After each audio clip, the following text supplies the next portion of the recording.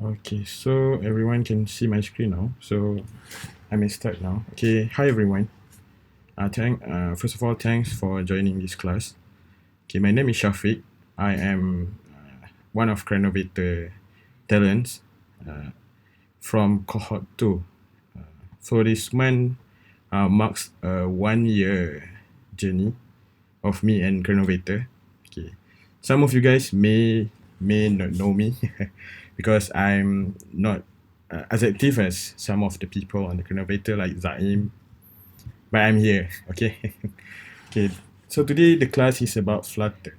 So, okay, honestly, I left Flutter for 1 year now, and I'm more expertise on JavaScript. But for the sake of Renovator, that Iqbal want me to give some exposure to the new talent macam korang untuk kenal apa itu Flutter. Okay. I see maybe dalam ni ada yang dah familiar betul dengan Flutter, which is I see that some of you guys are working on Flutter project on the status of the Discord. But bear with it. This will be Flutter. I just want to standardize all of everyone knowledge. So this class, you might doesn't actually become pro at Flutter from this class, but you will get a hang of it of some of its basic concept. Okay. So, if there's any question, you can just unmute your mic and just say excuse me. Then I will try to answer. I'll try to listen and answer of your questions. Okay. So I skip ahead the details. My name is Shahfiq. I represented that. Right now I am a software engineer at House Enterprise. As a backend developer, most of my stack these days JavaScript, not JS. But I try to give my best for these classes. So hope you guys can sit tight and keep some input from it. Okay, so this is Flutter. Okay, what is Flutter? Okay. Basically, Flutter is a product of Google, simply put. But by its own definition, it's an open source framework by Google to build a beautiful natively compiled multi-platform application from a single code base. Okay. Therefore, when we say that this is a multi-platform framework, we can classify as a hybrid framework. The main coding language for this particular framework is Dart. So you might not to just jumpstart to Flutter right away. You might need to take a look at basic Dart concept first. So when you go into Flutter, there should be no surprises for you. So let's take a look of. We try to, by its definition, we try to break it bit by bit. Okay. So what is hybrid framework?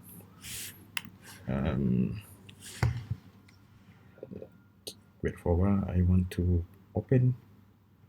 Yeah. Oh yeah. You should. Yeah. If someone's loading, just let me know. I try to fix if the problem is in my hand. Oh, still loading. Okay, wait. I try to reshare.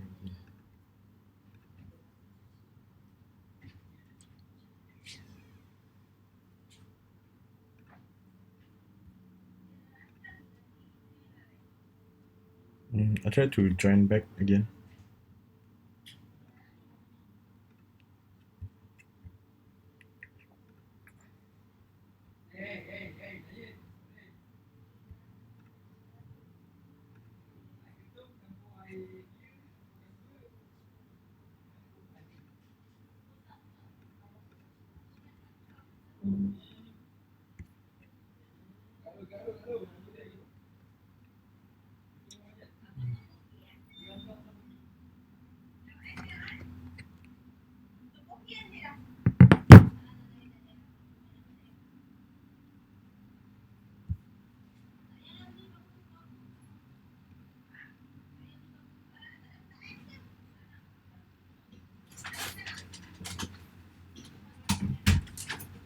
Okay,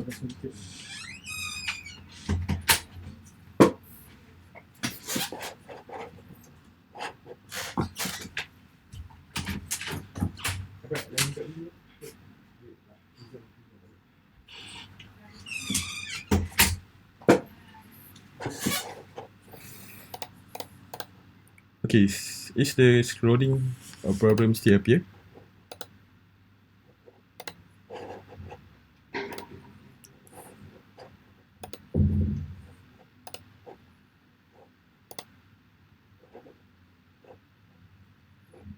Hello.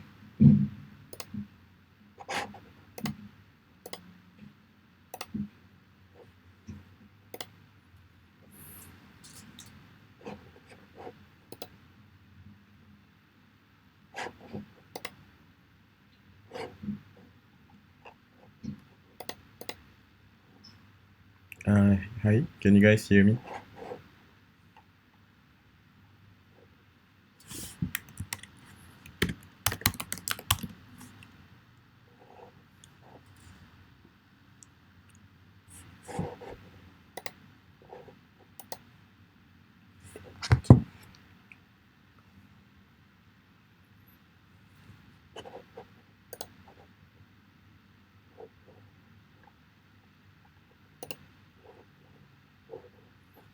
Oh, sorry. Just restarting my router. Hopefully, it'll be working this time. Okay. Is everyone seeing my screen? Ada yang nampak tak screen dia tak yang masih loading lagi ke? Okay, good. Great. Awesome. So can I proceed or I should just move it into the first slide?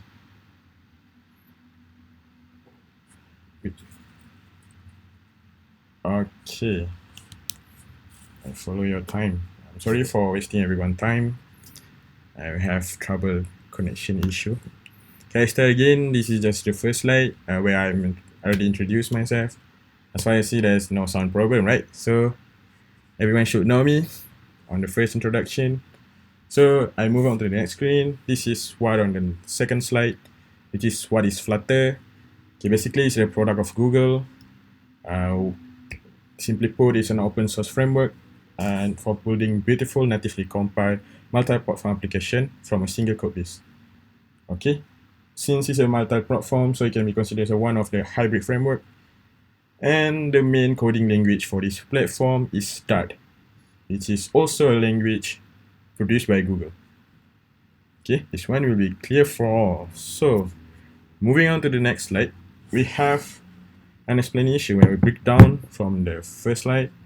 We'll try to break it on a small scale of explanation. Okay, what is a hybrid framework? Okay, hybrid framework, to put it simply, the first definition of it is probably is for mobile apps development, where an apps that can run on both ecosystem that currently on the market, which is Android and iOS, by using only the single code base. All right. So previously, when you want to build application for Android, you need to use its own native language, which is Java. You can use Android SDK and build your own Android application from there.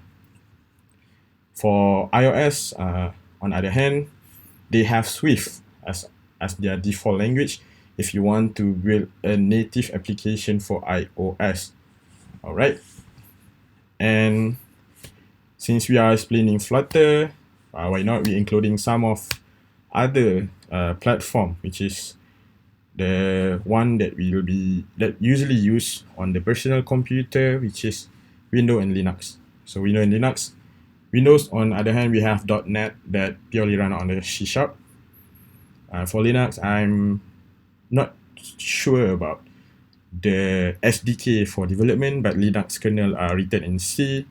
Probably most of the Linux native system are built natively using C, like Python. Alright, any compilers, all are written in C. Alright. So on the next, this is some of the hybrid framework that we have for multiple platform. So you can see here there is a React Native. I assume that many of you will know about this framework. Yeah, it's pretty famous. We also have an expert for this particular framework in here, which is Mr. Shah. Okay, so the next one is Electron. Also, most of you who occasionally use JavaScript will know this famous framework for building application across multiple personal computer architecture for Windows, Mac, and Linux. Next, we have .NET. .NET is also for building across all platforms, and specifically for Android and iOS, they have Xamarin. And next, we have Flutter, which is the topic we are discussing today. So previously, they can only build the apps on Android and iOS, but they are scaling faster, including all the support for other platforms as well.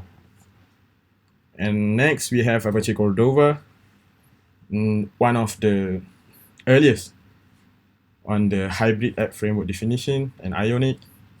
So hybrid app usually the definition of the hybrid app usually are involving when the application being built using the web-based technology, the HTML, CSS, and JavaScript, being run on the mobile using the web, using the browser services like Chrome, or we can say like the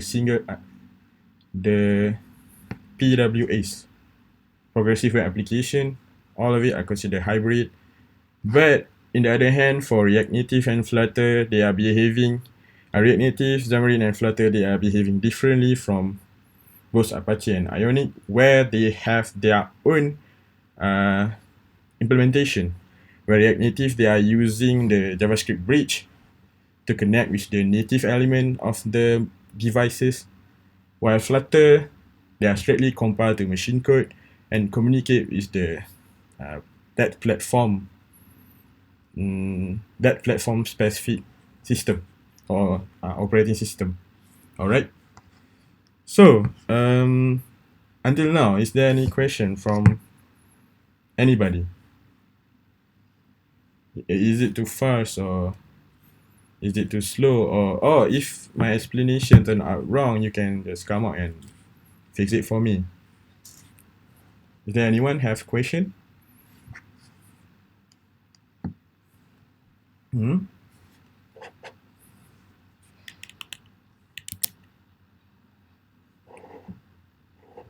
Okay, pardon me.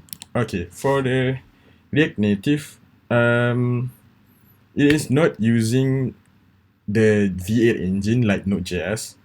It uses its own specific bridge that comes with the React Native. So when you install the apps, there will be a JavaScript thread that running that allow you to communicate between for a particular React Native, between the React component and also the native component of the mobile.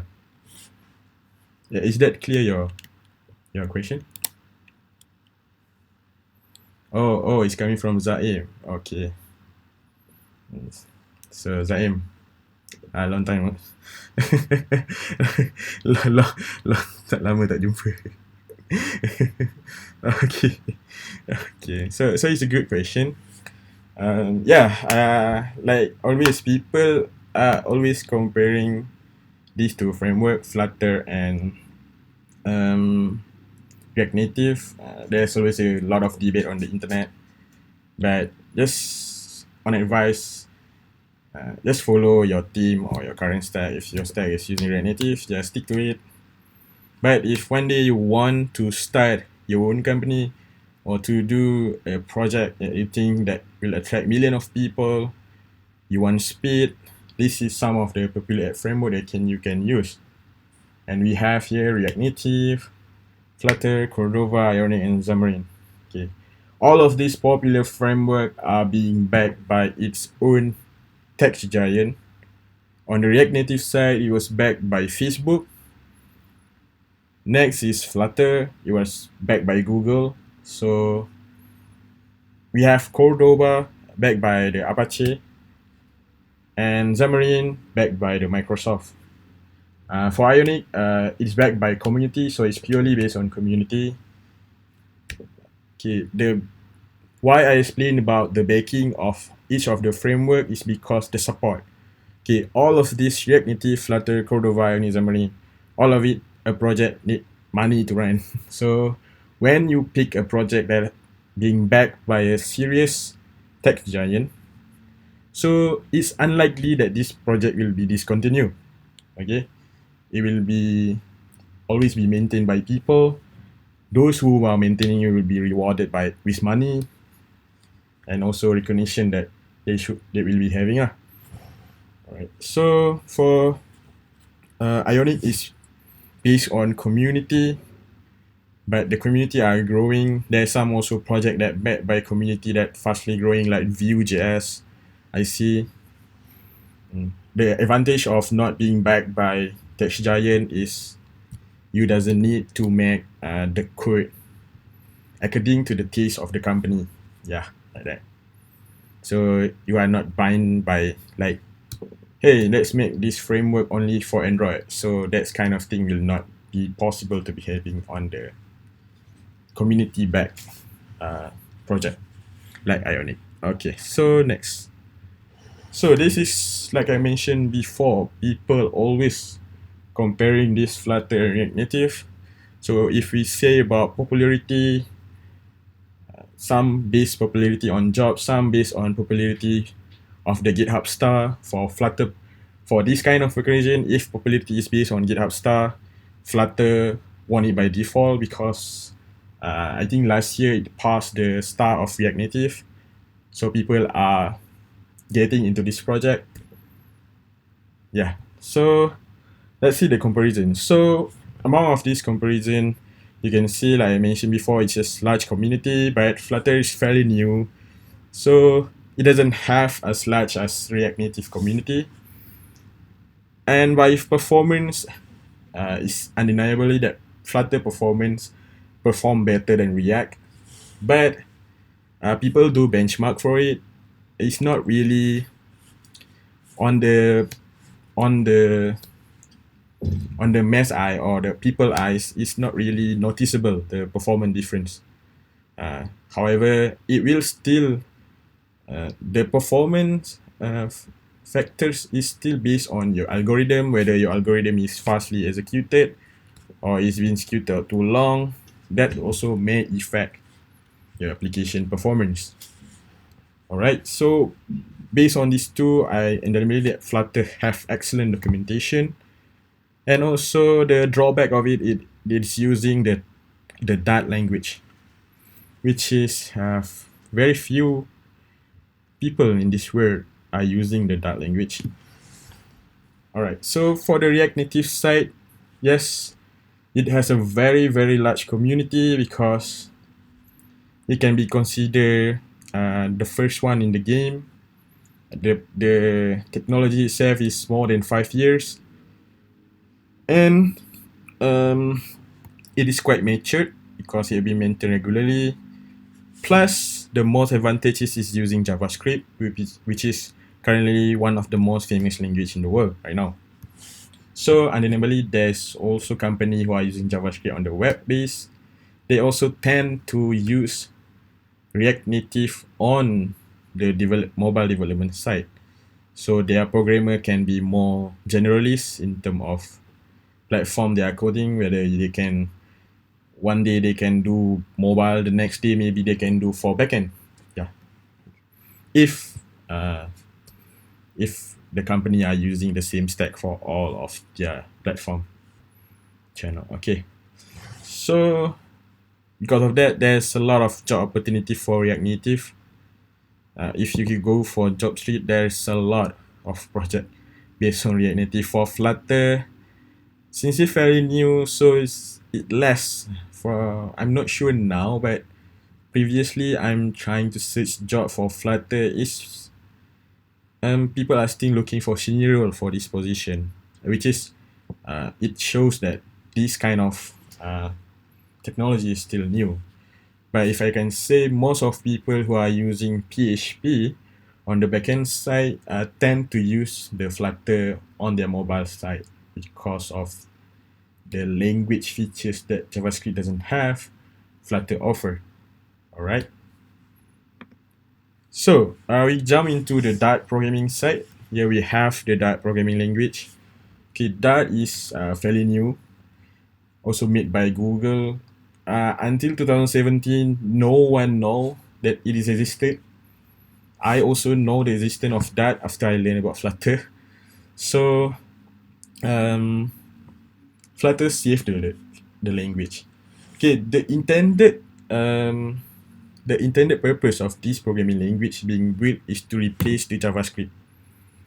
All right, so it is Google wanted to make that as a long-term replacement for JavaScript because of there's several JavaScript problem that solve. So, but it doesn't attract many people to onboard on this particular language. Even though it has put its own VM on Chrome, still fail to attract people because we are not using Chrome only. We need to use Internet Explorer also. Some may use Firefox. Some also like to use the Safari. So it's kind of illogical to replace. So starting from Flutter, they are slowly pivoting from their original aim, from being from start, which is to replace the JavaScript. Now they long term planning is still to ensure that that language can be run on multiple platforms. All right. So it has its own Dart VM, like I mentioned before. So it supports both AOT and JIT. AOT means ahead of time, and JIT is also just in time. Both is for the compilation.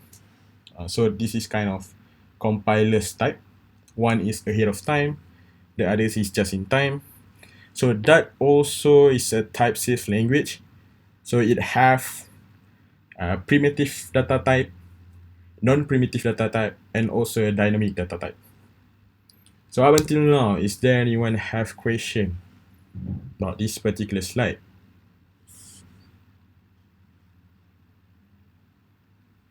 Anyone? So if no question, I think I want to proceed. So I should proceed, is it? All right. Okay, I take it as a yes.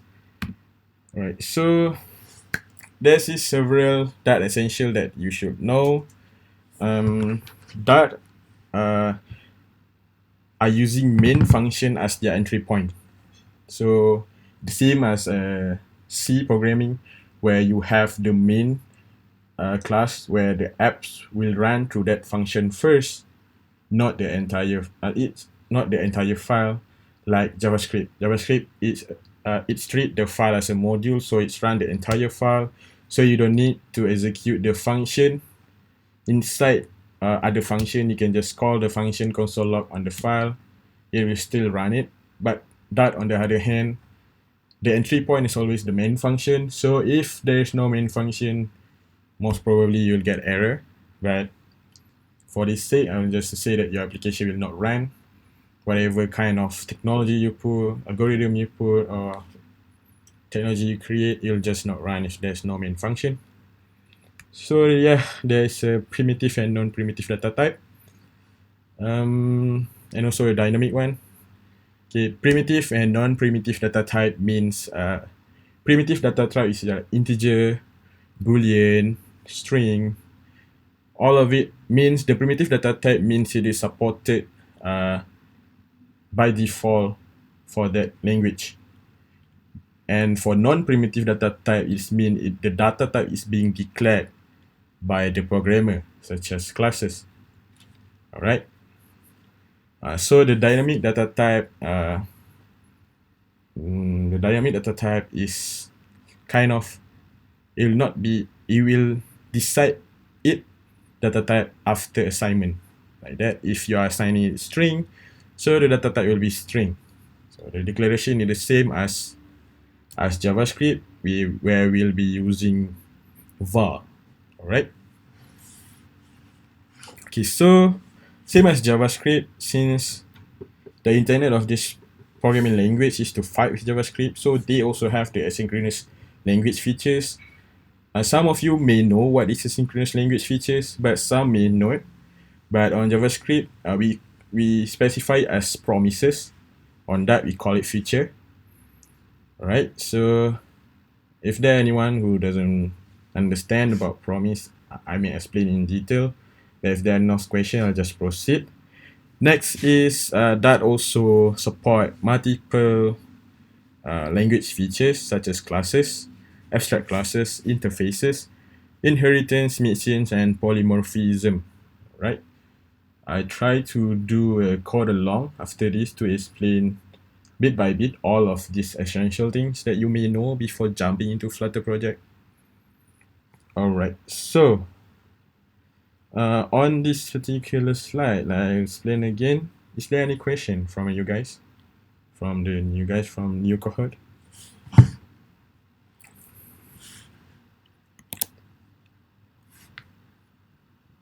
Is there anyone want to ask me some question?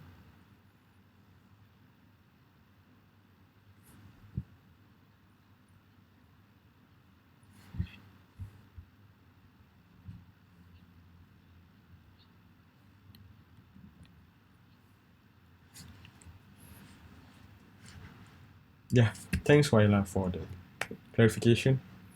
You can do as Suhaila say to ask in the general if you are shy in here, but don't worry, just keep asking. I will try my best to answer all of your questions.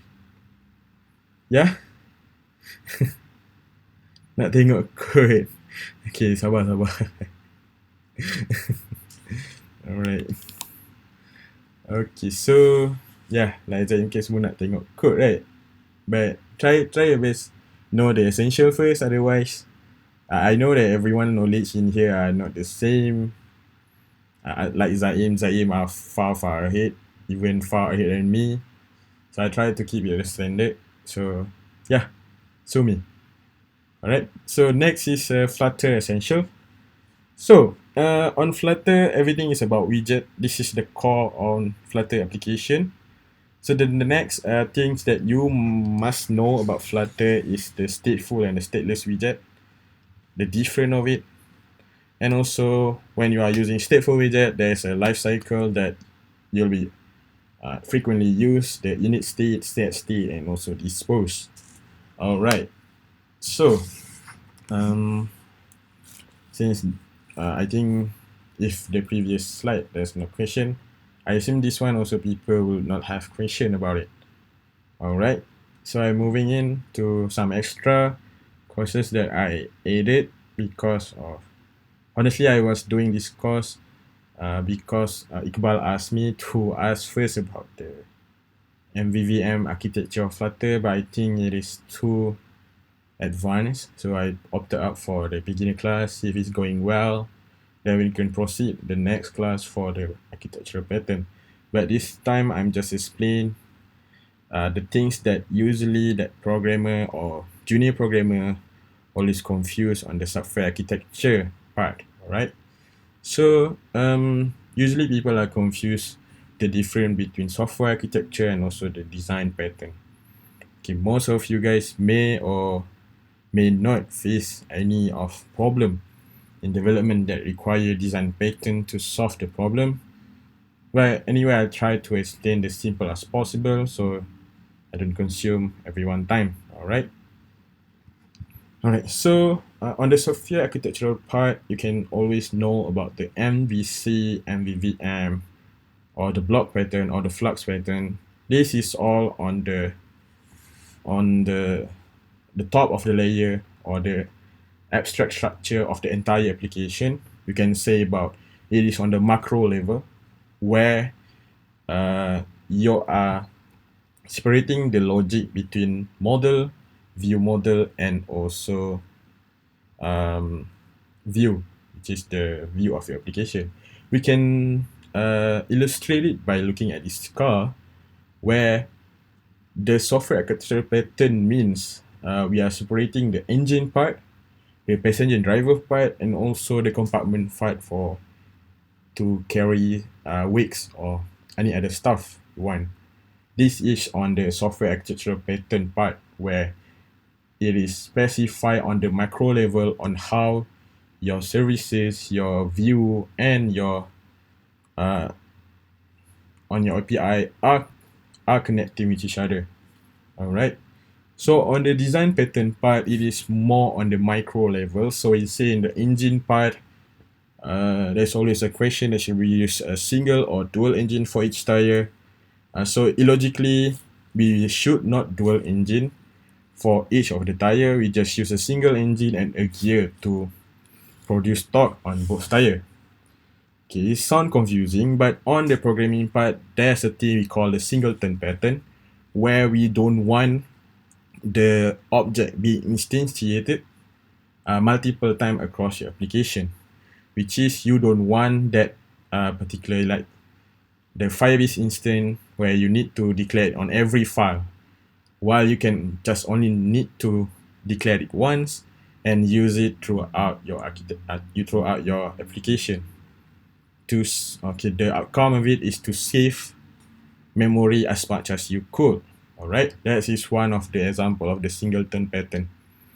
All right, so on the middle part, on the micro level, the problem is should we use a 4-seat or 2-seater car, and the compartment part, there's always a problem like want to put as 1 or 2 spare tire.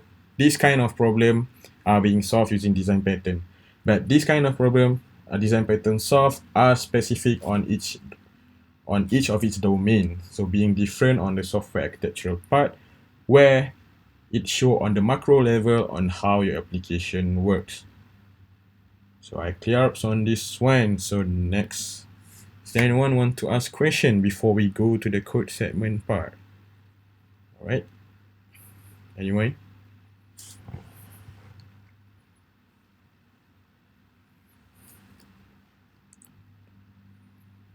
All right, so if no question, I think I can stop this slide maybe and continue to the code segment. Is it okay for everyone? All right.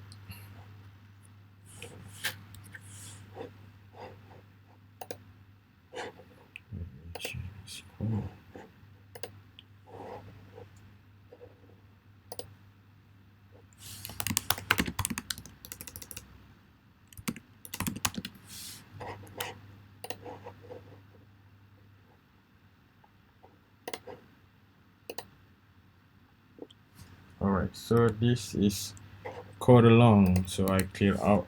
Oh my god. To delete that. Sorry.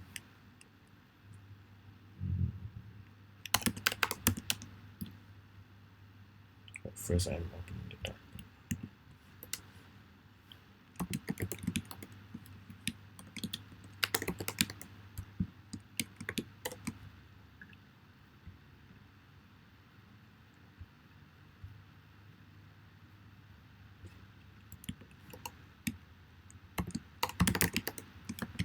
Okay, I'm setting up my development.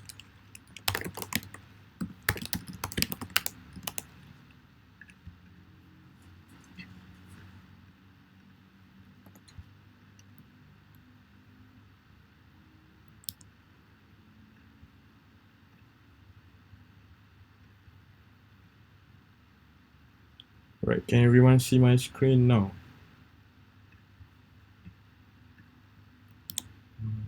So I'm assuming that everyone can see. All right, so if everyone have problem with it, you can just yeah, this is not team to raise your hand, right? So just comment in beginner or unmute your mic. I'll take a look if it is a problem. Alright, so I'm teaching you guys basic of Dart. So in here we have the Dart, which is the basic function. So best to do the void. Let's see if a disclaimer, I left this language for 1 year, so if there's something wrong, see if you can fix it. Do let me know if I'm teaching you wrong. I'm sure there's someone more expert on me on this channel. If there's someone more expert, then you can fix me if I'm doing wrong. Alright, so on the Dart features, we move on to the Dart features. This is the main entry. The main function is the main entry point of the Dart. When you are executing the Dart code, they always search for the main function first. So which means it is a reserve function. You cannot use the function for declaration again, since it is the main entry point and a reserve word, a reserve function. Alright. So next we have, so for the sake of argument, if I declare like void print something and do print something.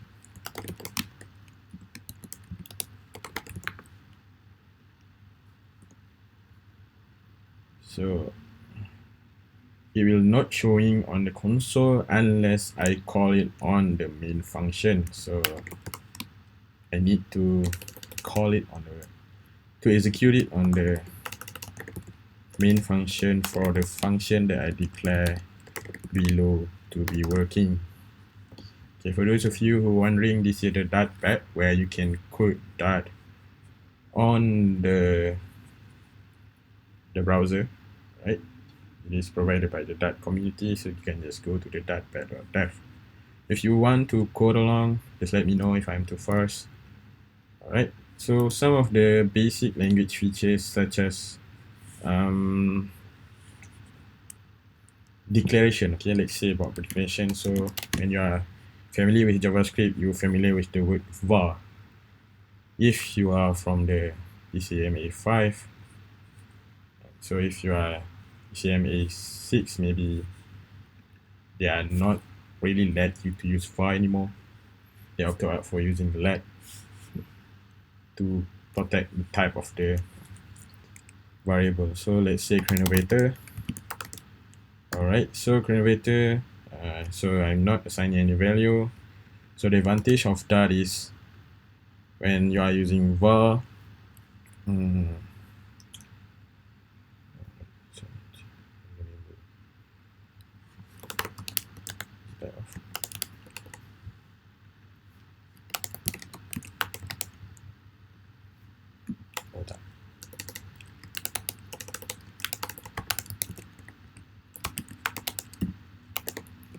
alright, so let's say about this one. So on the one of the key points that I want to address, this will be good if I explain in here for your future interview. Some of the interview question that people usually ask. So when I run this, it is showing null for the runtime type of this variable, and also null for the value. So on the Dart, even though it is created for replacing JavaScript, there's no undefined data type.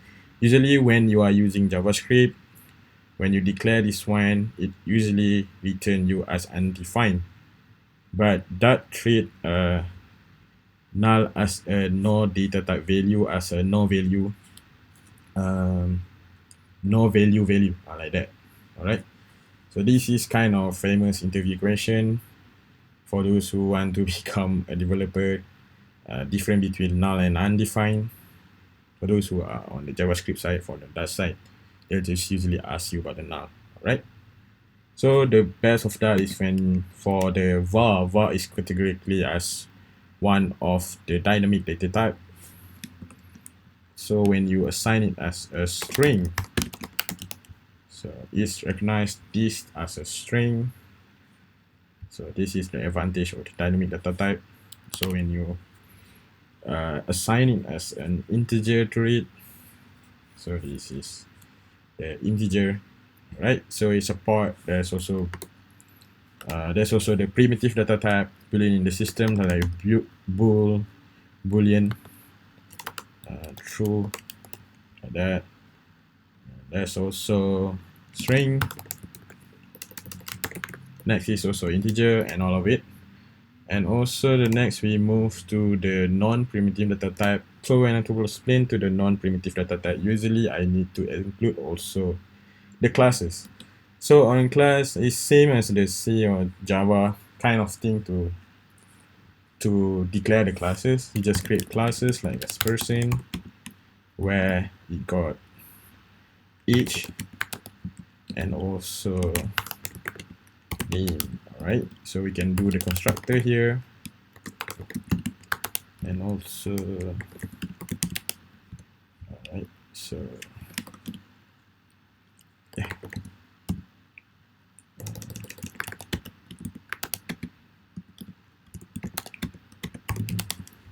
Alright, so you can use it. Okay, this is the what we call the non-primitive data type where programmer define it. So when I want to create a person, I assign it the data type of person. So just use a person as a variable name. So new person, let's say we have me, and then alright, so this way we can print out my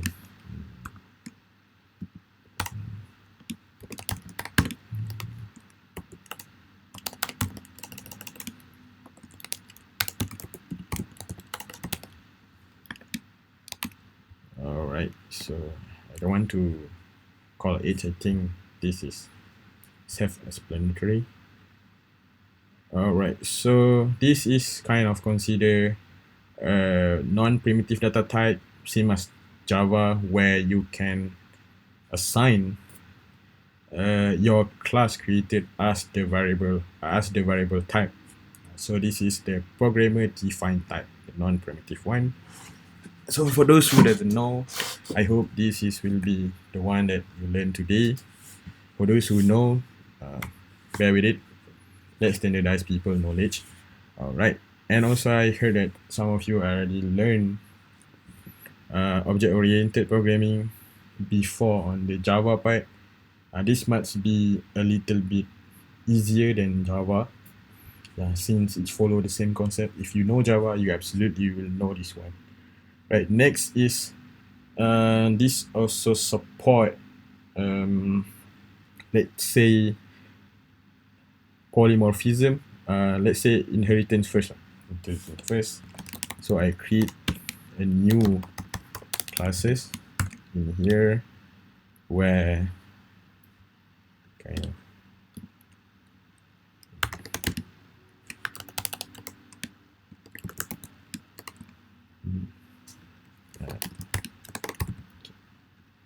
yes.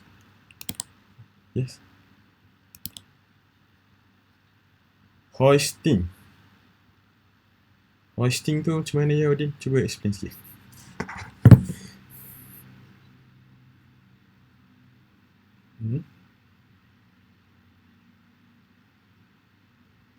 Oh, yeah. Alright. So on that, you cannot do that because this is a type language. So you need to declare the variable first, otherwise you cannot call it, it will throw an error. Is it answering your question, Odin?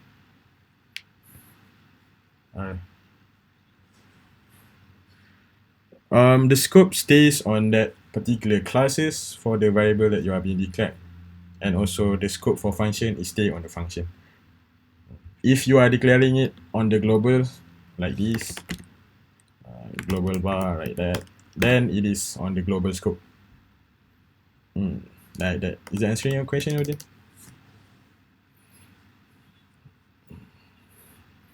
Yeah, this is always let.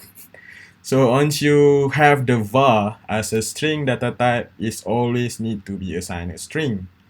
You cannot like on the line 10 you are assigning integer to it. So the language can do that because this is a type language. It's pretty strict on type. All right. All right. So a great question. Yes, Odi. All right. Thanks. Okay, thanks for asking. Keep it lively for me too. Okay. All right. So this is let's create a method for this.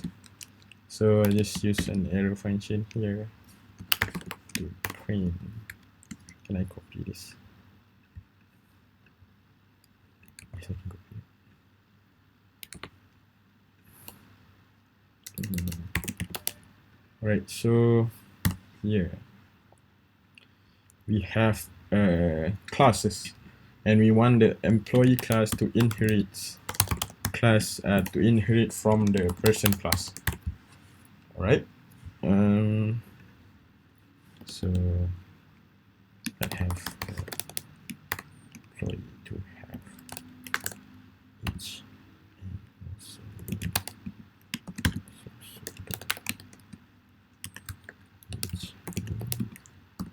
Is it true? It is. All right. Okay. So, nice. So I override it.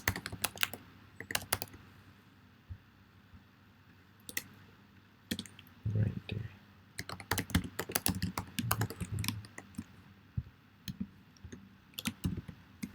Let's just copy this. Okay. Sorry for my slow typing. So bear with me. What is the error? Override uses annotation.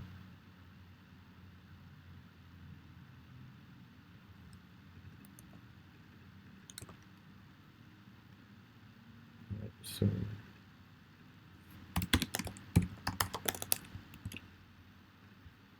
this one.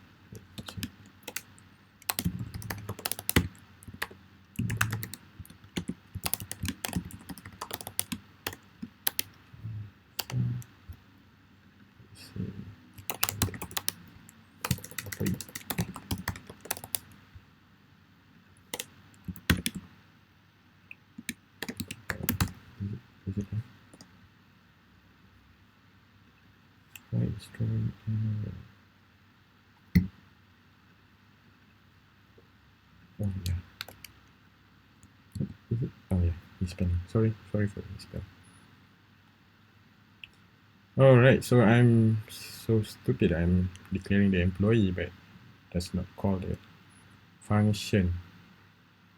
Okay, sorry for that. So let's do this. So instead of this, how about return a string?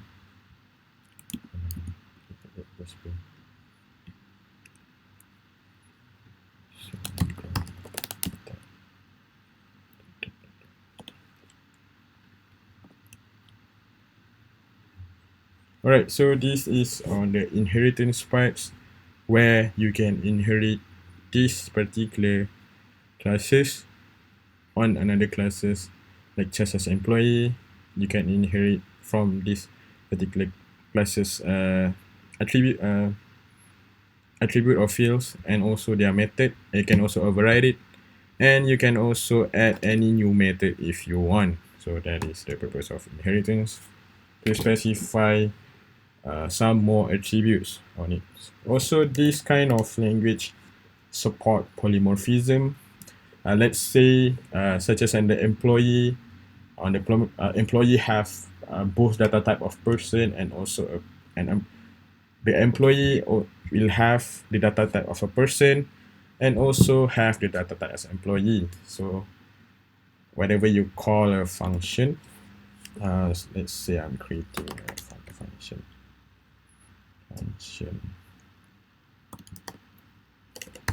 Task.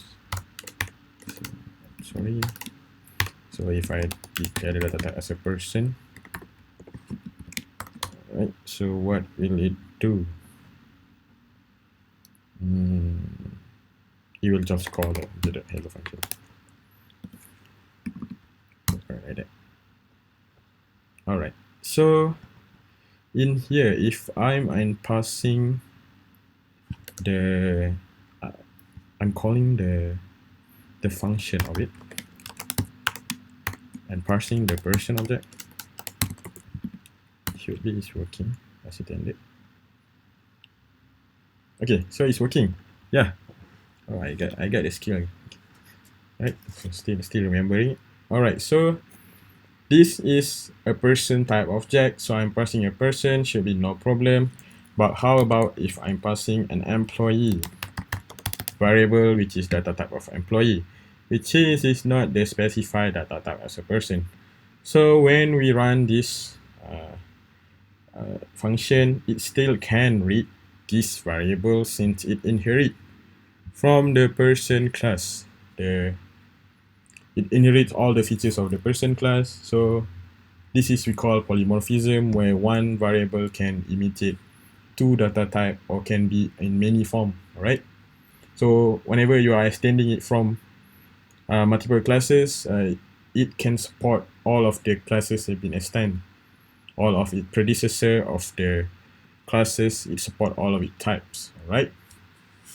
So next we're moving on to the interface. So it is not like PHP or any TypeScript where you need to define an interface for it. Class doesn't have that doesn't have a specific interfaces name where you should use class to implement an interface. Yes. Right. So like this one, we have classes imposter. Yes, Mr. 21, 22. Yes. The access modifier, or like the protected private, like that. By default, it's public. By default, it's public. By default, it's public. So make sure you do private or protected. But for this case, I'm okay to expose age and name. All right. So what is Mr. Odin letting you guys know about the access modifier of the classes? As far as I know, it's a public if you are not declaring it. There's three type of it. There's a public, protected, and also private. Right. So private means it can only be accessed by this class only. So the function this particular variable can only be accessed by any method on this class only. For protected, it can be accessed on this class and also on its predecessor, which is employer as the same person. So they can also access the age and name if it's in a protected data type. Alright, so in public, it can also be accessed on this. Yeah, usually people on the Java side, they are by default a private, so they need you to use getter and setter to set the variable. For this one, yeah, I want to add getter and setter, but time is not on our side. All right, so bear with me. So I move on if there's no question again. Sterling, I answer your question and explain very well, right? All right, so moving on, we want to talk about the interfaces. So if you want to implement interfaces, all right, so you just there's no specific keyword for interfaces. You just implement it on the class, like yeah, like this one. All right, so the imposter will inherit all of the person's attribute without being it without being its predecessor. All right, without inheritance, it's implementing the function that we have. Yeah, like that. So for this code on the dark side, not on the dark side, okay, the dark side, is there any question from the cohorts peoples? If there's no question, I want to start to the Flutter development.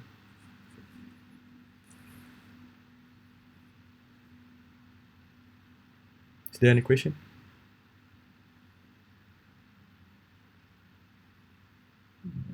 Right, so I take it as a no. So let's moving on. So wait.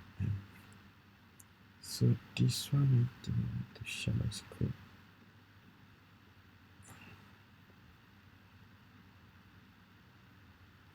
Alright, so we need to go to the most people want, or come here to learn Flutter.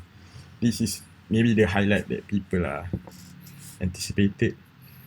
Alright, so for everyone who don't know about this, I will create a repository of it, so maybe you can refer it. I'll just put converter.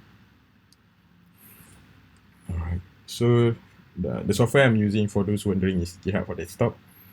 So it is interactive way to create your repository and manage your repository on local, and also to publish it. Alright, so open our favorite VS Code.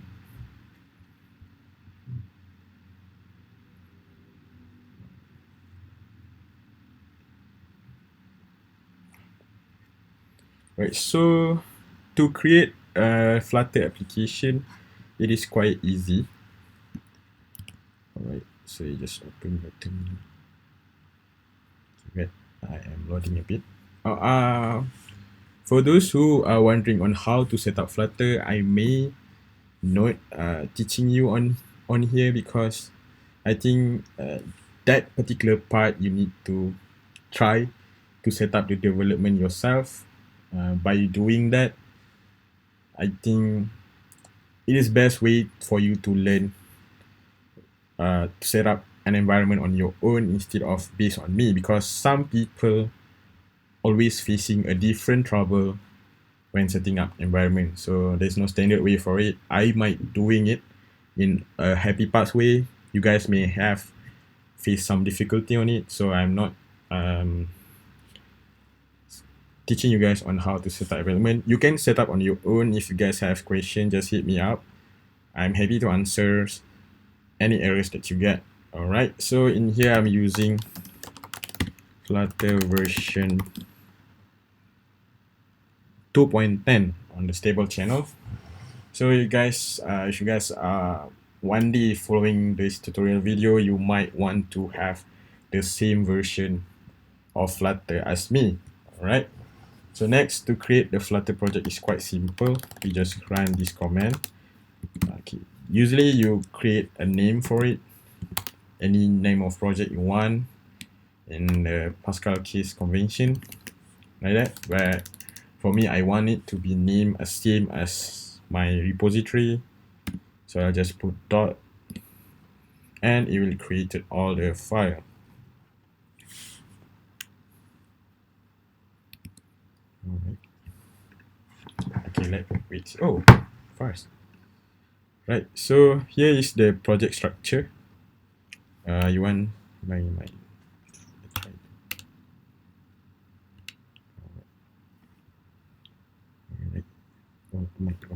too big.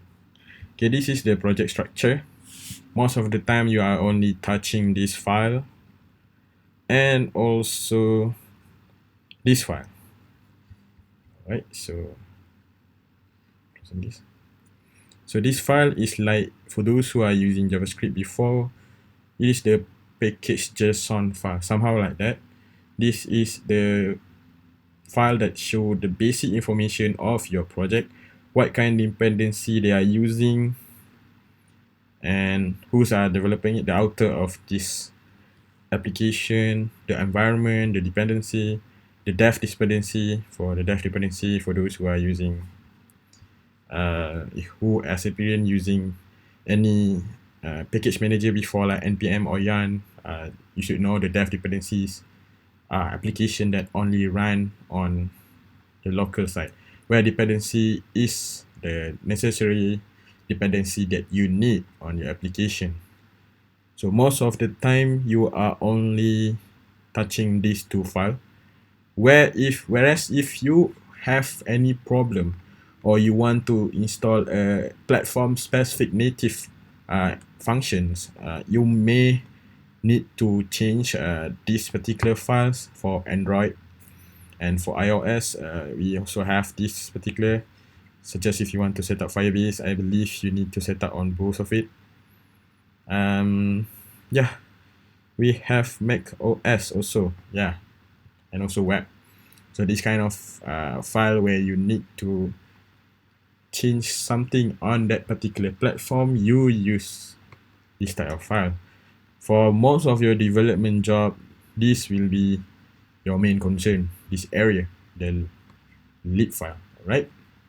Okay, so let's not further ado, wasting time, let's just run this application. Alright, so I think it's too large. Alright, too small. Alright, that's nice. So I don't like this thing too big. Alright. So I think I explained before, if you want to have a set file, just create a set file. Otherwise, keep all your code in here. It is also have tests on here, so let's try to run on key. Since this is a project that can be run on multiple platforms, I try my best to run on all the platforms that they claim to. So first, let's run it on the run on my phone.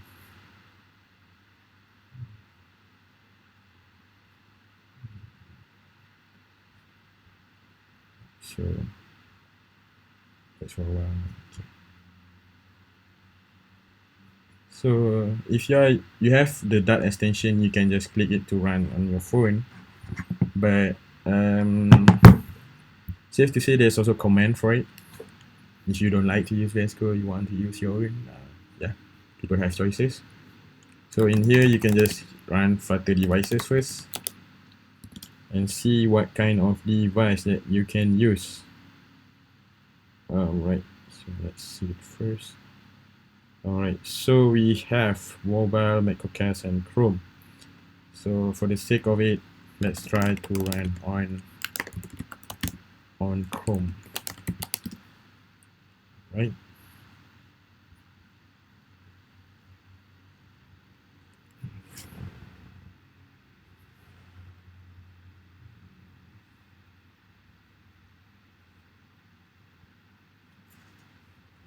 Alright, so wait for it to run, to compile.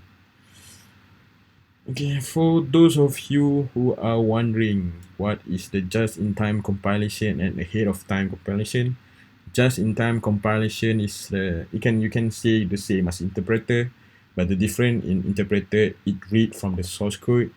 Just-in-time compilation, it reads on the bytecode, right?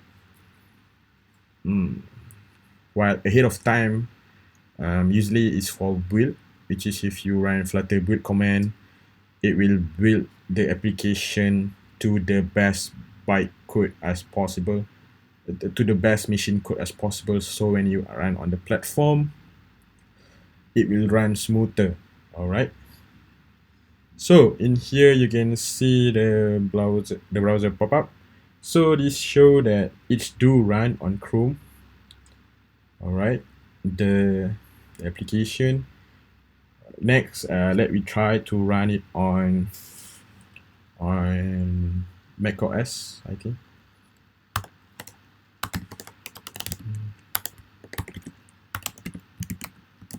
All right, so try to run on my MacBook, whether it is supported.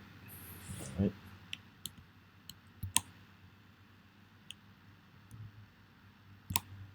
You guys can see my screen, right? There's an error here. It seems it's just a warning.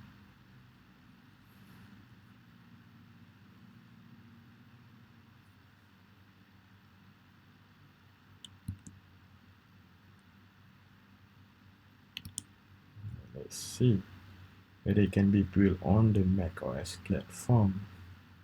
The best of Flutter that I like is you can run it on multiple platforms using your own single code base. Pretty much you don't need any setup. You can just run it in the command line the only thing you need to set up is like the view of it. It is different from any others any other hybrid framework. Like even in Xamarin, you only use Xamarin when you want to mobile and dev. For if you want for the desktop, you need to use the .NET default one. For React Native, by default, it is only mobile and iOS. Pretty much everyone need additional setup if you want to support this kind of platform. Yeah, it's complete. But on Flutter, under the hood is working for everything. You see that it can also run on Macs. You see, it's default, the Mac application. So let's see, this is both not the major thing you can use for like webs that people usually have their technology, but macOS is like a very very good features for those who want to ensure that all your application or system available on each of platform. Then Flutter is they even can be used on the embedded system. Like I think Toyota on their car, the embedded system are using Flutter. All right, the system. So it is a very very very good framework. Support under the hood support multiple platform, and it's been doing a great job so far. So if you want to learn it to get a job, you need maybe to pause on it a bit, because on the Malaysian market right now, there's less opportunity for Flutter. But if one day you want to open your own startup, or you want to have an apps for your own hobbies, please consider using Flutter, because this kind of multiple platform channel really cost effective and also ensure that your application can be delivered on many type of people. You can expand your market. All right. So we tested on the macOS and the Chrome. Pretty much it's working fine. All right. So I don't want to burden my MacBook. It finds already being super loud. So I just closing this one. So next, let's try the iOS one. All right. So let's just try. I can start an iOS simulator.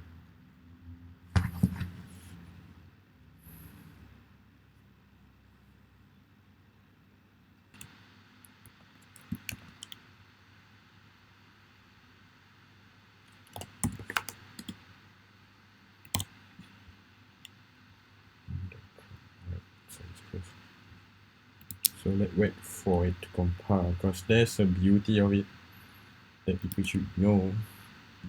When in terms of mobile development, there's an advantage at that, where it follow the native component design on that particular platform. Yeah, I think I'll just slow on the talking and just showing. Oh my god, because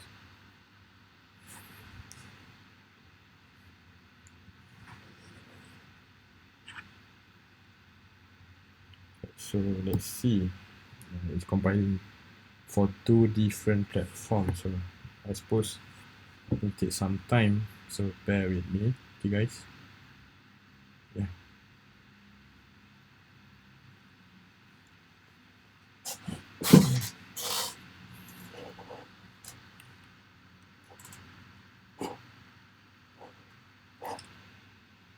So I see. Okay, I think we can end this class on time. Just need the compiler cooperation.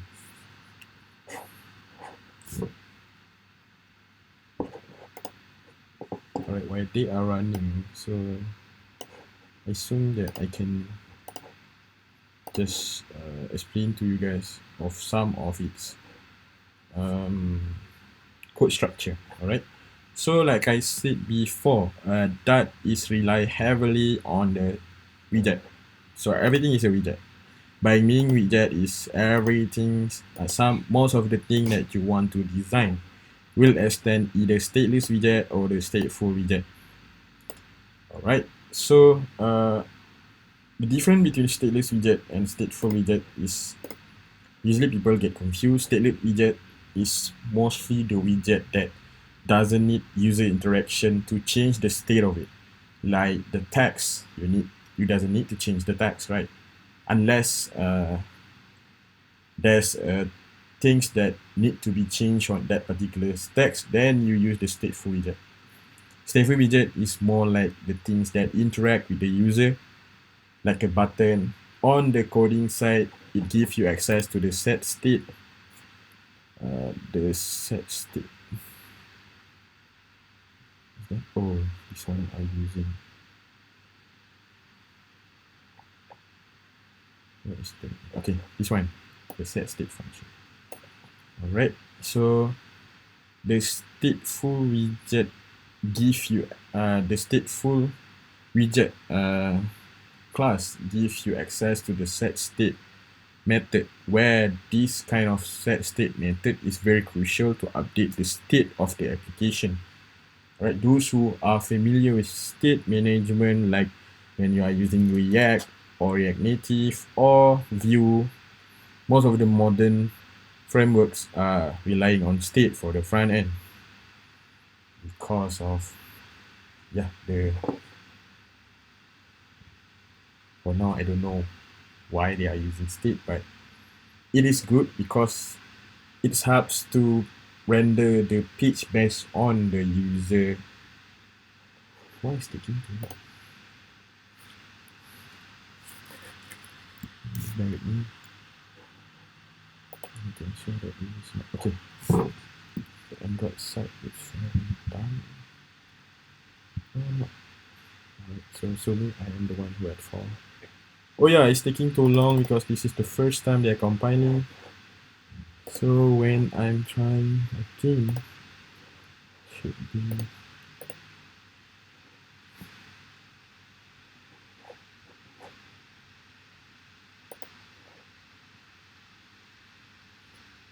it should be pretty much faster this time because they already have the grid.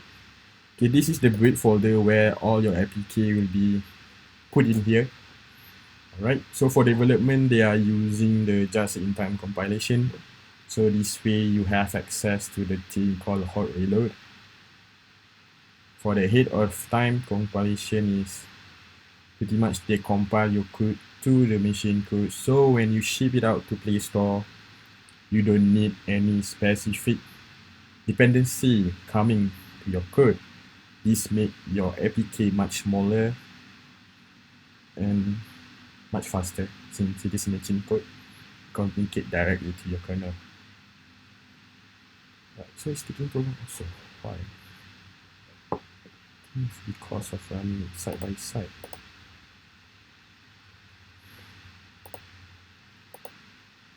So let's wait. So I'm just trying to explain. Okay. So we take a look of the main. Okay, the main function is always the entry point. So like that code. So in here they are running this run app. This is the entry point for Flutter application. This is the Flutter function imported from the material.dart. In here we have the stateless widget. This is always the widget. We have a material app also a widget. In here they are passing a title, a theme data. For those who are familiar with mobile application development, you may know about the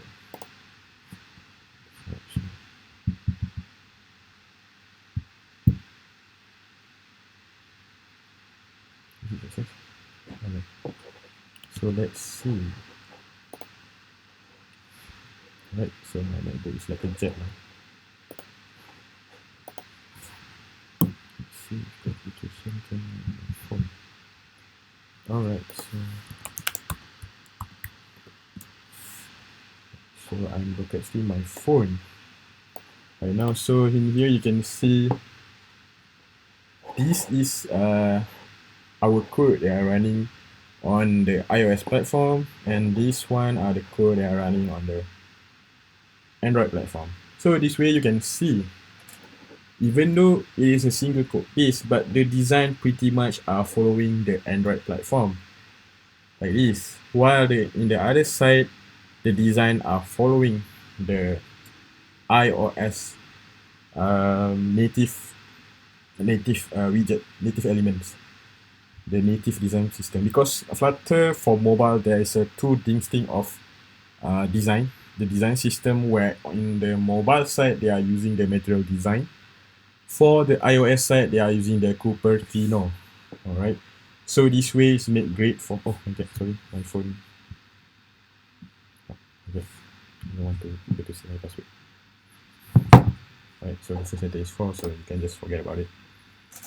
I'll not tell the 3. Sorry. All right. So in here, you can see the distinct and the advantage of Flutter that I think that another framework don't have. The design that following the specific platform. So whenever Apple intended to change the app bar design, so your apps doesn't need to have much changes, it's always follow the Apple design. And for the Android part, it's always follow the material design. Plus, it is being maintained by Google, so honestly, always no problem on the Android side. Alright, so let's move to the code segment. Alright, in here, this is the button that we call set state. Alright, so whenever we have set state, it is changing this kind of text. Alright, so this is what stateful widget is.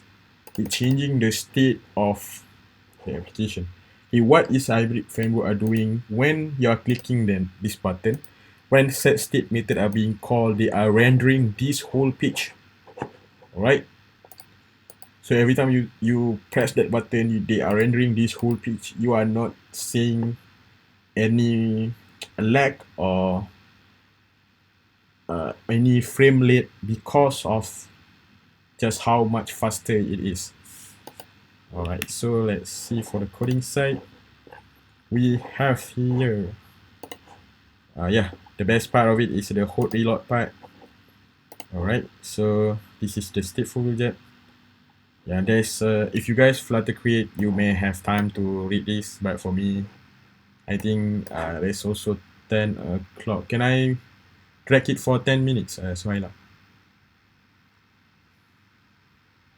So, okay, I just borrow 10 minutes of your time because I know some of you might need to go somewhere or sleep early, so I don't want to drag off your time. But this is it. I just left the last 5 minutes for Q&A. There's no Q&A, then we can just jump straight to the ending. All right. So here, let's say I'm changing this text. Like I say, I want to change it into under.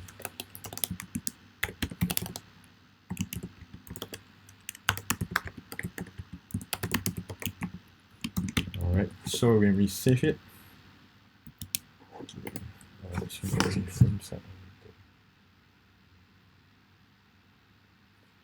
so the best part of it, the hot reload, you just change the text of it.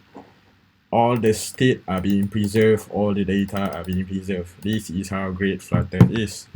So on the coding side of Flutter, you guys can just follow me along. I don't want to delete this code, so I want to create my own. Alright. So the material app is compulsory. You need to use material app. This is the entry point, the canvas of your application. So the best part of Flutter is they are converting all the widgets into the canvas directly to the kernel, different from React Native, where there's an extra bridge will convert into the OEM widget, then after that to the canvas of the intended platform.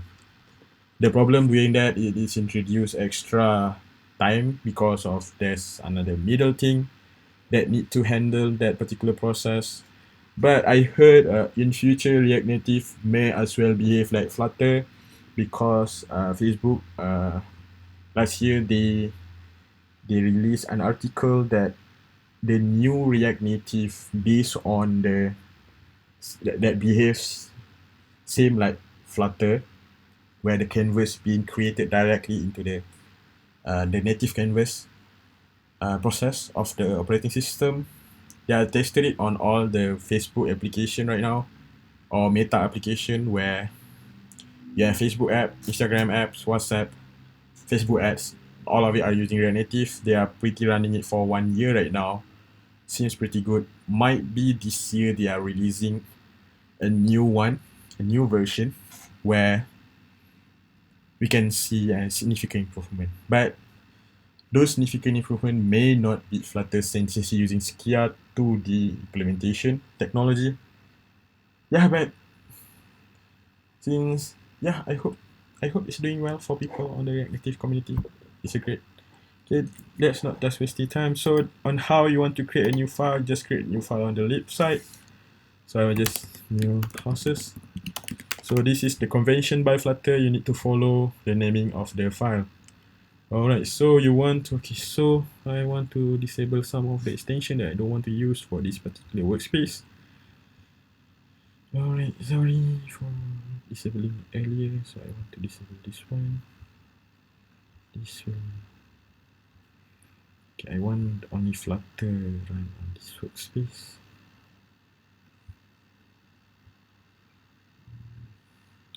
So disable. Alright, can you reload? Alright, so let's reload.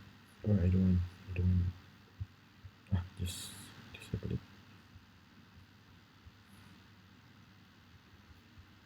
Sorry to take some of you guys' time, but bear with it. I do. Yeah. Yes, ada feature hot reload. I try to show it to you. Alright, so the hot reload on Flutter, this is their pride.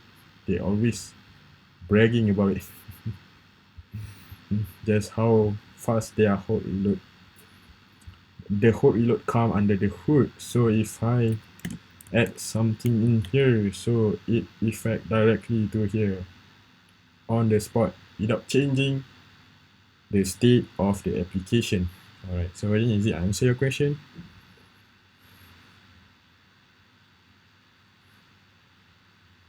Yes, it involves the backend logic as well, but usually it involves the function also. Like if I change the counter, maybe it's this function.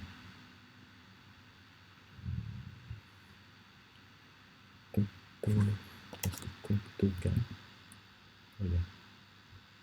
Okay.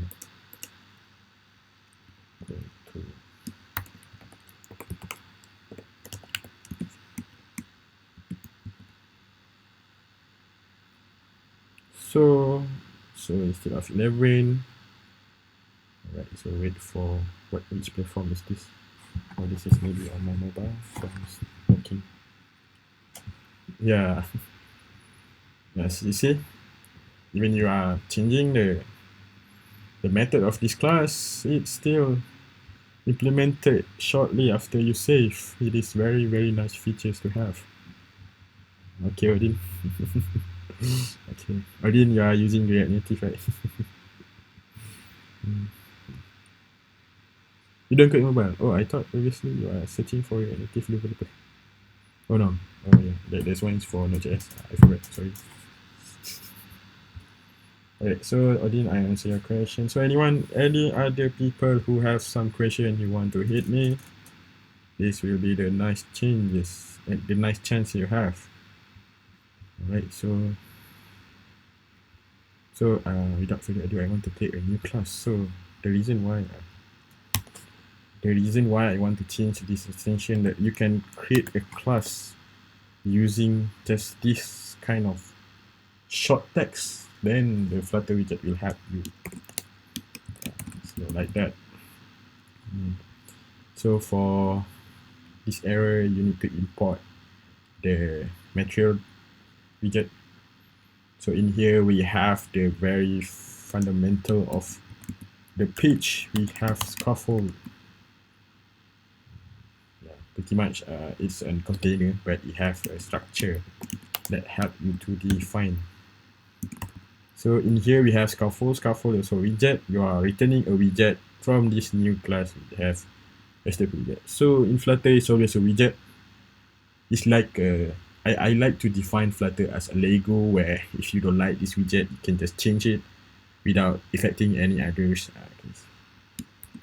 So in here, it's an example. So we have title, fields that we need to. So in titles, they also accept widgets. This is the text widgets, and you can pass the string.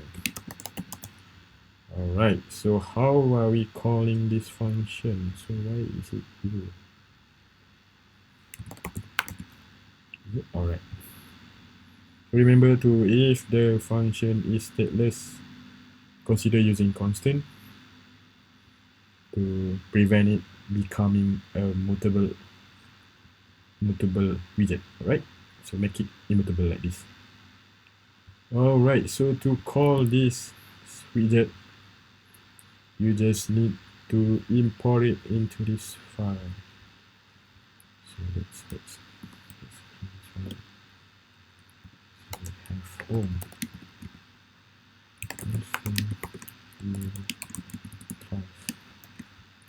Alright, so it is showing red, so you need to import it.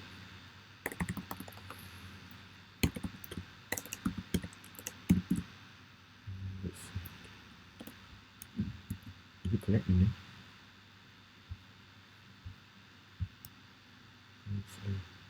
Oh yeah. Yeah, I forgot to mention that you need to put semicolon at the end of it. Alright, so see, this is how you created a page. So pretty much when you learn Flutter, there is a lot of things you need to consider. This is the add bar. There's also a body. A body where we call a center widget to center the things at the page. And also the child widget of center will be text. Oh yeah, sorry, I don't want to pass. This is wrong. Sorry. This is okay. Alright, so yeah, please make sure your code, that this is how to compile. Alright, so this is wrong. Let's cut it.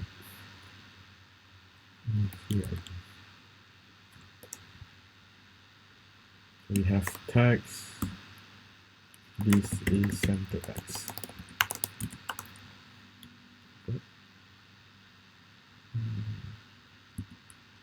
Alright, so pardon the loading. Alright, so this is how you structure your components on the canvas of the Flutter widgets. So all of it are widget. If you don't like center, you can change the center to container, all of it. So this is how they say about a building block, where everything is like a Lego. You can change this class directly on it. There's also a substation where you want to wrap this widget in another widget called center, right? It's so easy for Flutter. It's easy for beginner friendly to design perfect. So for students out there, consider using Flutter for your projects, and for people who want to do better for their application development, consider using Flutter for production.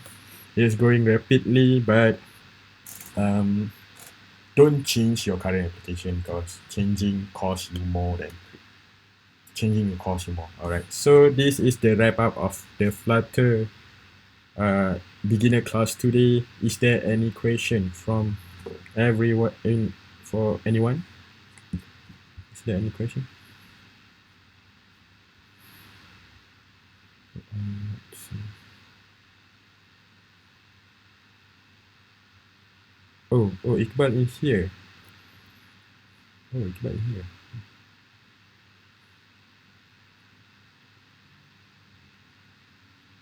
The reference resources. Honestly, sorry.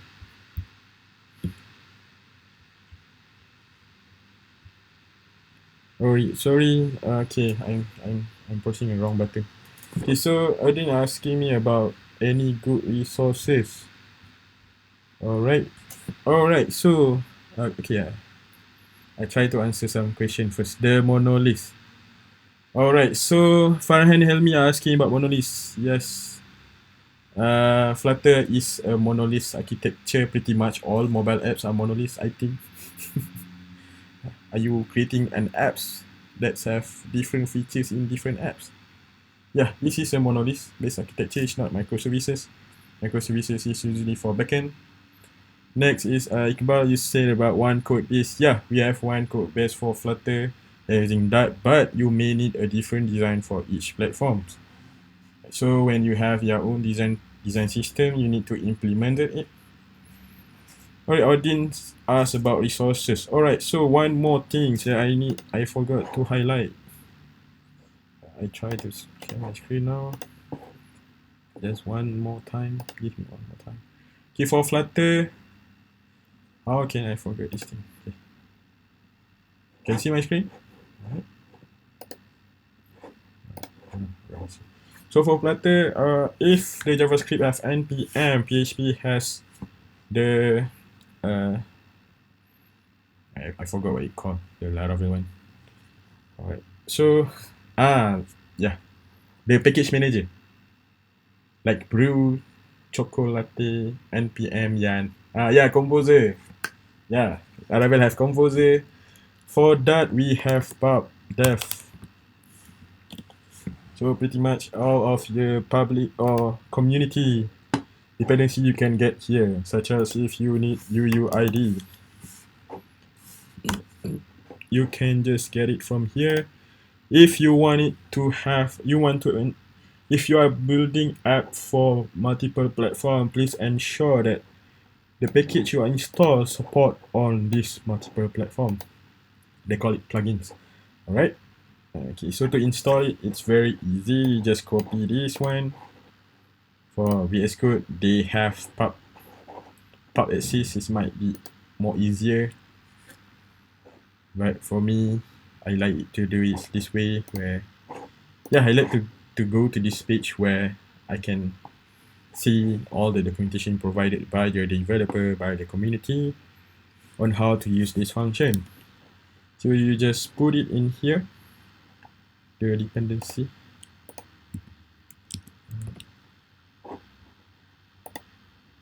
Oops, sorry. You need to call pubdev first. Yeah.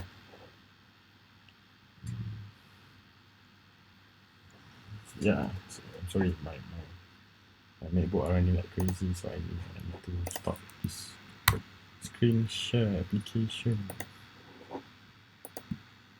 Okay. Alright, so I also don't want the dot to, I want it to quit. So let's have it on the iPhone only. So I hope it's stable enough. Alright, so what is happening here? Oh, sorry. Yeah. So you can go through here also. Just run the project. Flutter project. So you get the UID dependency. So why? I'm not saving it. Sorry guys. Yeah, the best part of using the extension is when you save on the pubspec file, it automatically running the pubspec for you.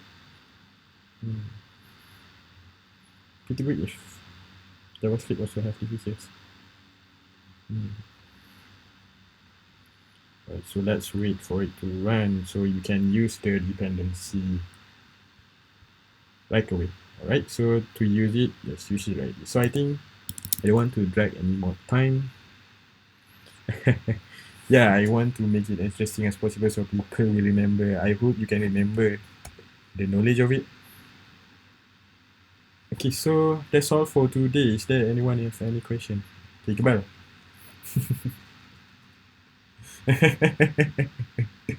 Layan sikit hari ni kan.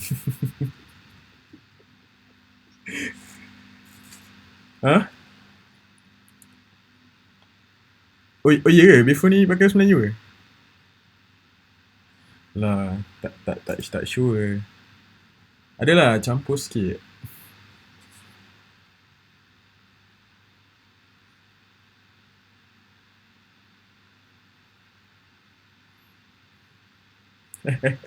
Yeah, I follow your first advice where you asked me to improve my English, right?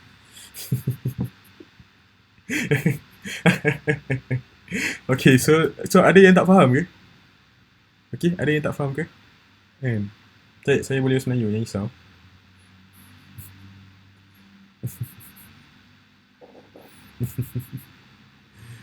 Okay, so I think that's all for me since there's no question today. So rasanya itu je lah daripada saya kalau semua tak ada soalan. So hari ni ada apa-apa kata-kata daripada Encik Iqbal?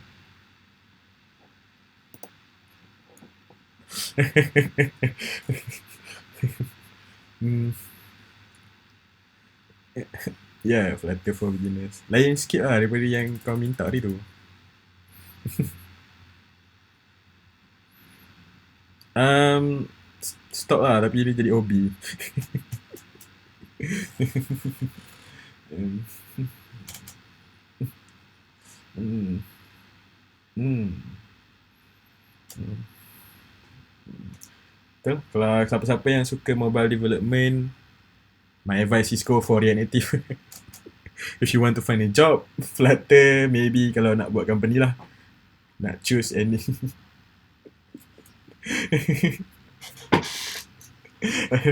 Ya, ni harsh reality orang kata.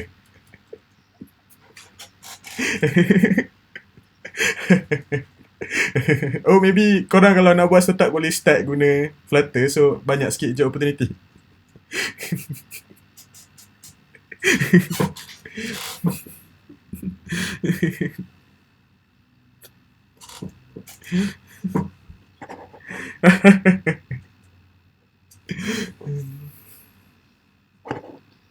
Hmm.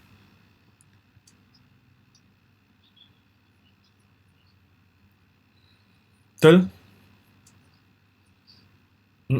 Sangat fast. Tinggal setahun je, Bal.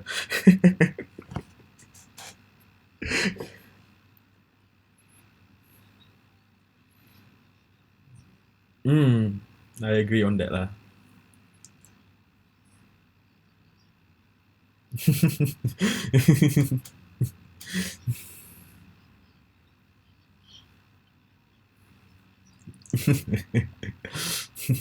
Ataupun macam ada sanction kan.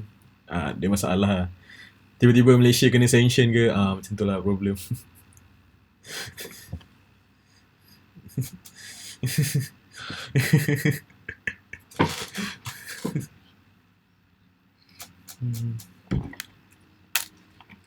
Hmm.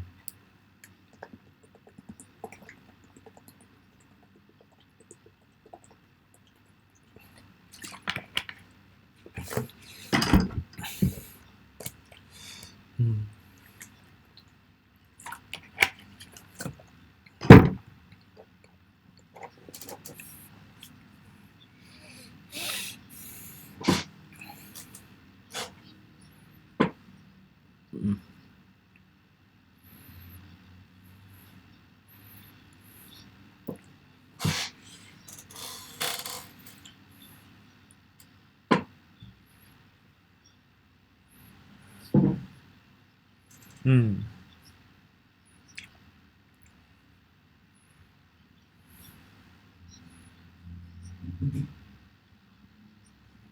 Hmm.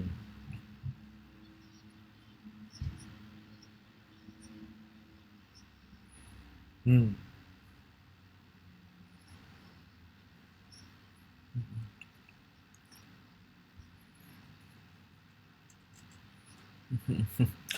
Betul, tak silap, modern Android phone sekarang dia dah ada Dart compiler dekat dalam dia punya sistem. So it's like running the Dart code native betul. Mm. Mm.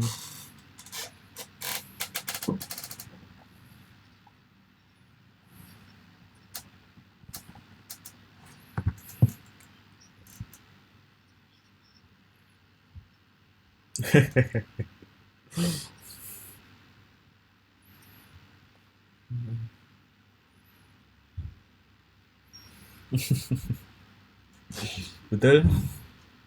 Betul.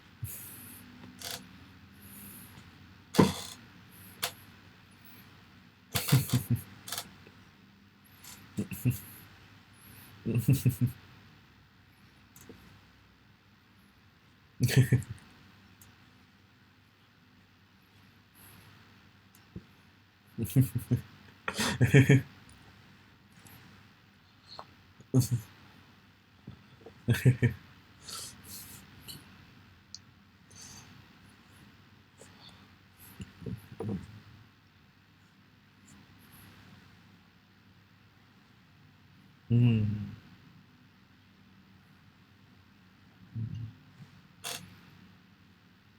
Alamak.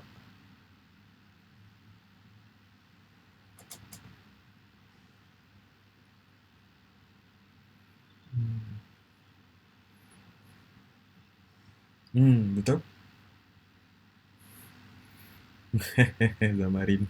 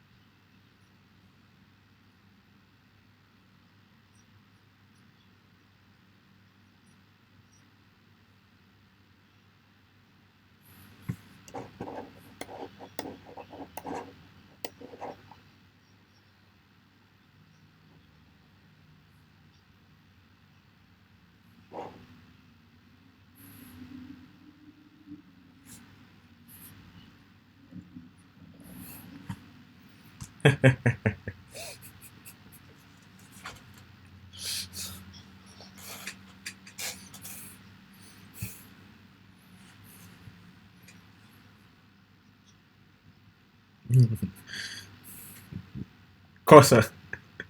Kos.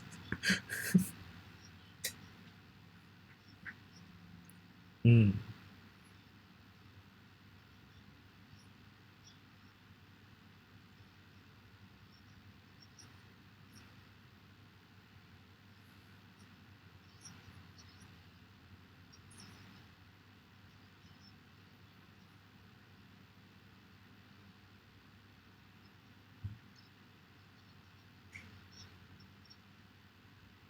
Hmm.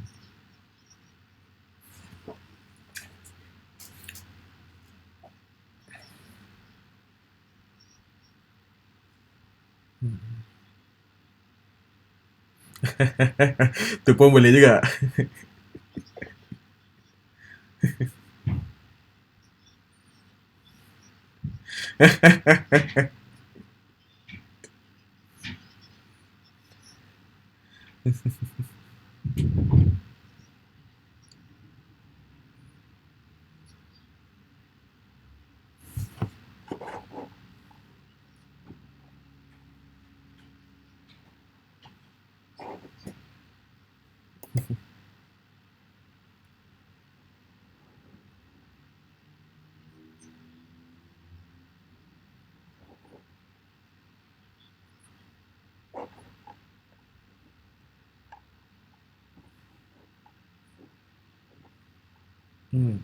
Most welcome. Ada orang panggil Mister kali ni. Tu. Tu. Setahun dah dengan Kano. Tapi guys, if you guys ada question, better tanya those professional dalam ni sama ada Iqbal ke Odin sekali. Because sepanjang saya kat Innovator ni, most of my skill jadi up sikit sebab tanya dia orang direct terus. Iqbal lah yang selalu kena jawab soalan pelik-pelik.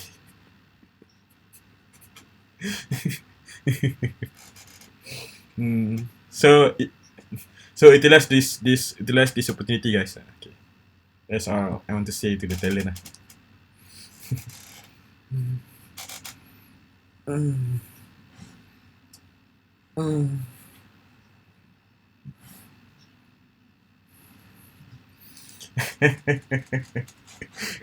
Nampak sangat.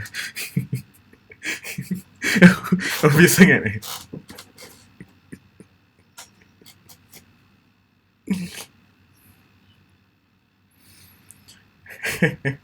Okay.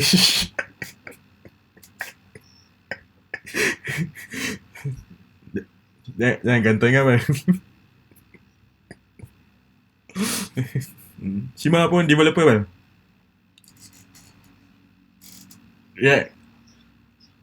React dah.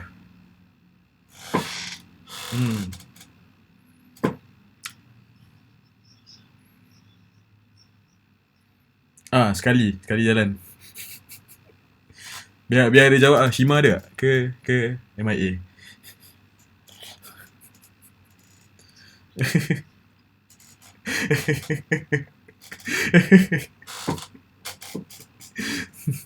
Zaim, lama tak dengar suara Zaim.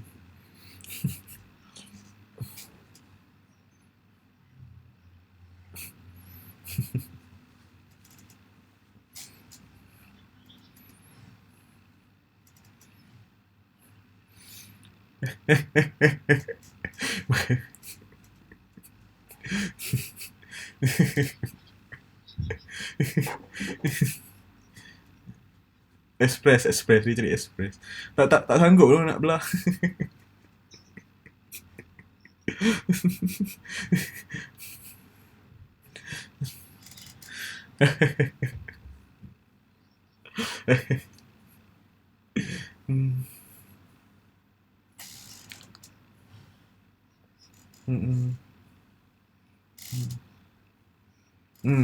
Buat masa ni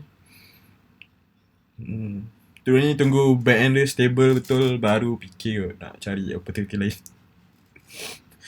Bagi back end dia stable sikit.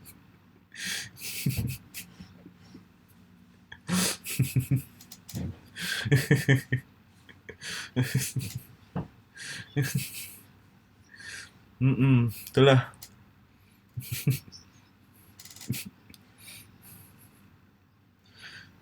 Tapi mahal kan microservices.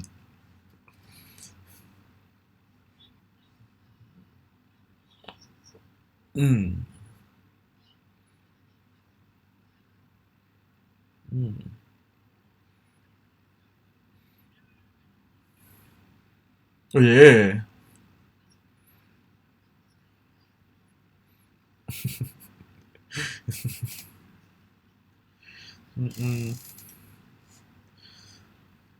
Coba kan kalau contoh Node.js punya application kan, berapa selalu allocated RAM yang kita selalu patut bagi kat ECS tu?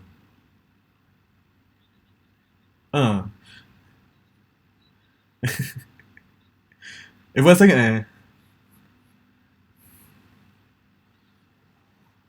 Kalau macam simple data je, data entry, crude 0.5. Aku bagi 100 MB je. 100 MB ada 20 microservices, dah pakai 3 ni kot, 3 instant. Tu jadi macam mahal, tak tahu lah patut kecilkan lagi ke 50 MB.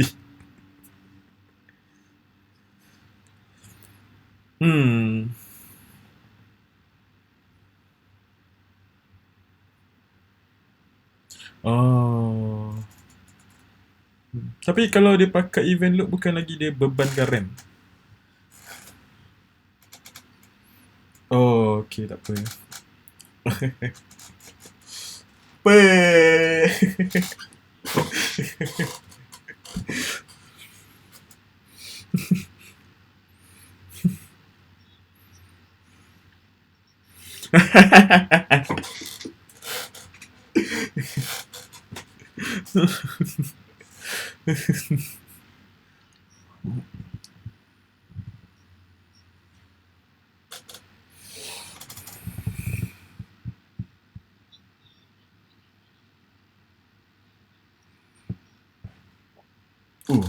Okay kau.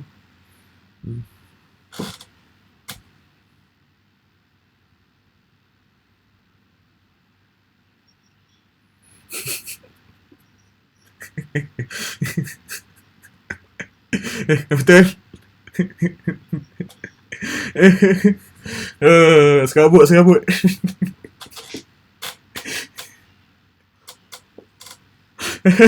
Betul. Pakai situ punya instance. Ada yang pakai situ, ada yang pakai Fargate lah.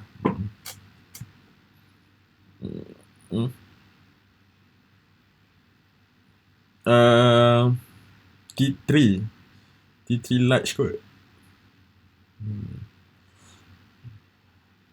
Ada berapa node tak sure, tapi kalau berapa ECS yang ada dalam tu, ada dalam 27.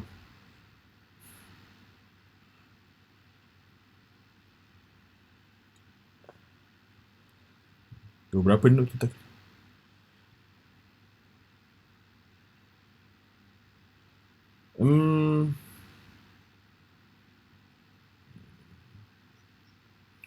Pasal kerja persoalan ni tak faham.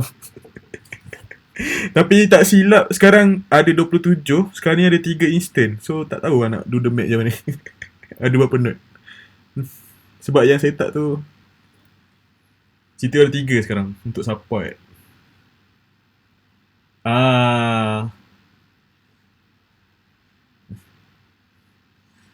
Prep unclose 3 ACS EC2 instant. Semua large.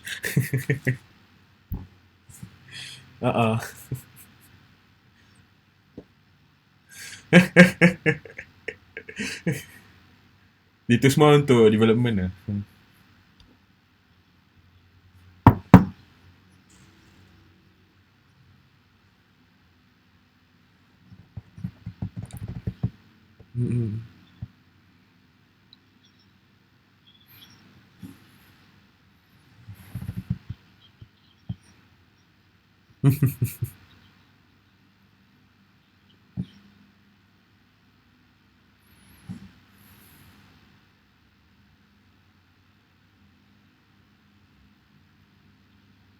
Tapi bukan RDS dia pakai instant juga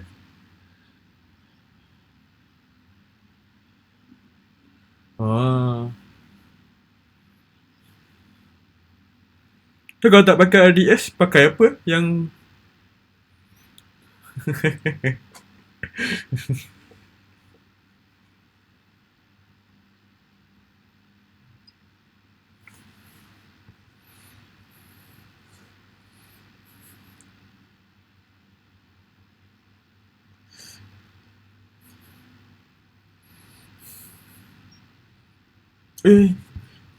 terrekod. By the way, dah boleh start recording ke? Start recording. Untuk kelas tadi lah. Stop.